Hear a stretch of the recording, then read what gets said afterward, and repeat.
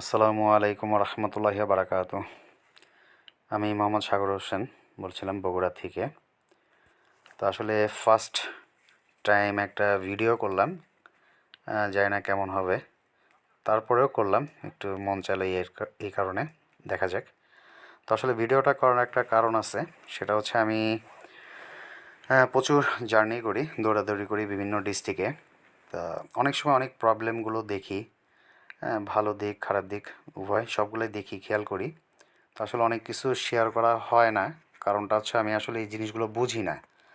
তারপর আমার সাথে আমার একটা ছোট ভাই আছে আরাফ, আমরা দুজন মিলে বগুড়া থেকে রওনা হয়েছি নন্দীগ্রামের উদ্দেশ্যে। এখন আমরা অবশ্য শাকপালা পার হয়ে গেছি। আর বগুড়া শহরেতে নন্দীগ্রাম হচ্ছে আপনার মেবি 32 কিলো রাস্তা হবে। আর এটা হচ্ছে নাটোর রোড, হ্যাঁ, নতুন করে যে নাটোর রোডটা করা হয়েছে, অনেক সুন্দর রাস্তা, আপনারা হয়তো বা দেখতেছেন। খুবই সুন্দর রাস্তা, খুবই সুন্দর, অসম্ভব সুন্দর রাস্তা।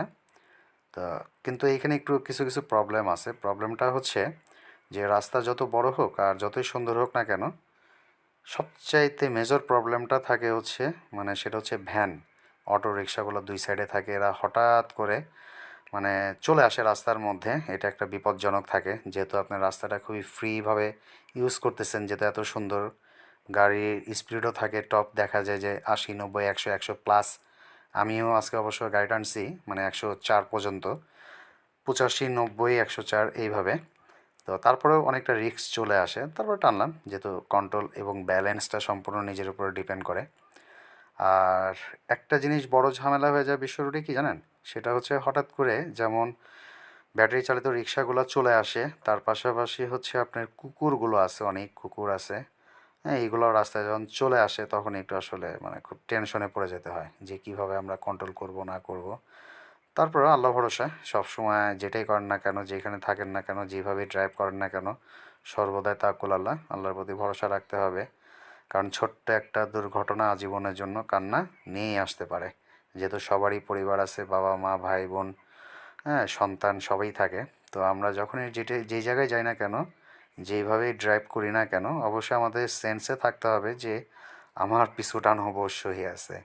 তো এইসব চিন্তাভাবনা করে আমরা যদি মুভ করি যে কোনো জায়গায়, তো নিঃসন্দেহে আল্লাহ পাকের অশেষ রহমত যদি থাকে, আমরা ভালো মতনই বাইক ড্রাইভ করতে পারবো, আশা করি ইনশাআল্লাহ। আর রোডে কিছু প্রবলেমও দেখবেন, কিছু ইয়ং ছেলেপেলেরা মানে এমনভাবে গাড়িগুলো টানে যে তারা দেখাবে তারা আপনার সাথে খেলতে আসবে, যে আসো আমার সাথে একটা মানে রেস করো। তো ওইগুলো যখনই দেখবেন অবশ্যই তাদের থেকে সতর্ক থাকাটা সবচাইতে বেস্ট। কারণ আপনি যখনই ওদের সাথে মানে ওদের কমিউনিকেশনের সাথে আপনারটা যখন অ্যাড হয়ে যাবে, তখন অবশ্যই কিন্তু আপনার কাছে খারাপ লাগবে। দেখেন এই যে একটু আগে এখানে ছাগলগুলো কীভাবে বসেছিল। তো কোনো প্রয়োজন নেই, আমি আমার মতো থাকবো, আমি আমার গতিতে থাকবো। কে ওভারটেক করলো না করলো, কে খেললো না খেলো, সেটা অবশ্যই আমার মানে কোনোভাবে দেখার কোনো প্রয়োজন নেই।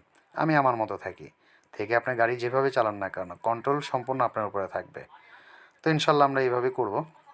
আর আপনাদের কাছে একটা রিকোয়েস্ট, যারা আছেন দেখবেন, আমি আসলে এটা আমি যেহেতু বললাম যে এটা আমার ফার্স্ট লাইফের ফার্স্ট একটা ভিডিও করা, একটা আপলোড আপনাদের জন্য আমি করে রাখতেছি। জানি না যে কেমন হয়েছে না হয়েছে, আমি অতটা ভালো বুঝিও না। তো তারপরেও ইনশাল্লাহ কোনো যদি ভুল থাকে ক্ষমা দৃষ্টিতে দেখবেন আর দোয়া করবেন। আর আমি আশা করি যদি পারি এরকম মানে কিছু, এই যে আমার ছোটো ভাইয়ের হাতটা দেখা যাচ্ছে, ও অনেক স্যাক্রিফাইস করছে, অনেক কষ্ট করছে। আসলে ওর মাথায় হেলমেট ছিল না, এক্সট্রিমলি সরি, এটা আমাদের আসলে একটা রং। তো আমি হঠাৎ করে ওকে আমি কল করে বলি যে আরাপ চলো আমরা একটু ঘুরে আসি। ও সাথে সাথে আমার সাথে চলে আসলো। তো হেলমেটটা ওর জন্য আমি হেলমেটটা নিতে পারিনি। হ্যাঁ, এটা আসলে আমার মানে একটা ব্যাড লাক, আনসেফটিভাবে আমরা যাচ্ছিলাম, সেফটি ছিল না। তো তারপরেও আসলে ক্ষমার দৃষ্টিতে দেখবেন, কারণ এটা আসলেই মানে অনেক বড় একটা ভুল। তো আমার এই ছোটো ভাই ও ভিডিওটা করলো, ওরে আজকে আমি বললাম যে তুমি একটু ভিডিওটা করো, যেহেতু রাস্তাটা অনেক সুন্দর, তো সবাই দেখুক কেমন লাগে না লাগে। তো থ্যাঙ্কস ফর আরাফ, কারণ তোমার জন্য এই ভিডিওটা সম্ভব আসলে। হ্যাঁ, টোটালি তোমার জন্য। তুমি মানে ভিডিওটা করছো, এটার জন্য তোমাকে আসলে আমি অনেক ধন্যবাদ জানাই। আর যাই হোক, সবাই ভালো থাকবেন, দোয়া করবেন ইনশাল্লাহ। আর যদি আমি পারি, যদি সম্ভব যদি হয়, আসলে সম্ভব বলতে কি একটু ঝামেলাও থাকে। আমি মানে যেহেতু আমার বিভিন্ন জায়গাতে আমার ট্যুরে যেতে হয়, কাজকর্ম করতে হয়, লং ট্যুর হয়, দেখা যায় এমনও দিন যে আমার 300-350 কিলো পর্যন্ত আমার আপ ডাউন করে আমি একদিনে। হ্যাঁ, তো ওইভাবে আসলে ভিডিওটা করা যায় না, খুব কষ্ট হয়ে যায়। তো এনার্জি লেভেলটা তো বুঝতে হবে। তারপর আমি যদি খণ্ড খণ্ড পারি ইনশাল্লাহ, আপনারা যদি সাপোর্ট যদি দেন যে না ভালো লাগে, তাহলে ইনশাল্লাহ আমি করব। হ্যাঁ, আর যদি না হয় তারপর আমি যখন সুযোগ পাই ইনশাল্লাহ করব, দোয়া করবেন আমার জন্য। ঠিক আছে, সবাই ভালো থাকবেন। আসসালামু আলাইকুম রহমতুল্লাহি বারাকাতু। সরি, আর একটা কথা আসলে আপনাদের মাঝে শেয়ার করা হয়নি, হয়তো বা আপনারা নোটিস করতে পারেন যে আমি বাইক চালাচ্ছি সামনের দিকে, কিন্তু ভিডিওটা কেন পিছন দিকে হচ্ছে। আসলে সামনের দিকে এটা আমার মানে কোনো স্ট্যান্ড ছিল না, আমি আমার মোবাইল দিয়ে যেহেতু এটা তোলা হচ্ছিল, তো আমার ওই ছোটো ভাই আরাফ ও সামনে মানে ক্যামেরাটা ধরে রাখতে পারতেছিল না, কারণ প্রচুর বাতাস হচ্ছিল।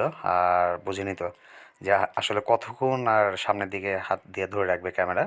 তো এই কারণে আর সামনে ক্যামেরাটা তেমন ধরা হয়নি। পরে ও লাস্টে জাস্ট মানে বাতাসের কারণে, আর গাড়িও অনেক টপ স্পিডে ছিল, 90+, 100+ এরকমভাবে ড্রাইভ করা হয়েছে আমাদের। তো সেই ক্ষেত্রেও মোবাইলটা তখন পিছন সাইডে নিয়ে তখন মানে পুরো ভিডিওটাই, ম্যাক্সিমাম ভিডিওটাই আপনার পিছন সাইডে থাকে। তো এটা জাস্ট ক্লিয়ার করার জন্য আপনাদেরকে বলে রাখলাম। তো ঠিক আছে, সবাই ভালো থাকবেন। Thank you so much. আল্লাহ হাফেজ।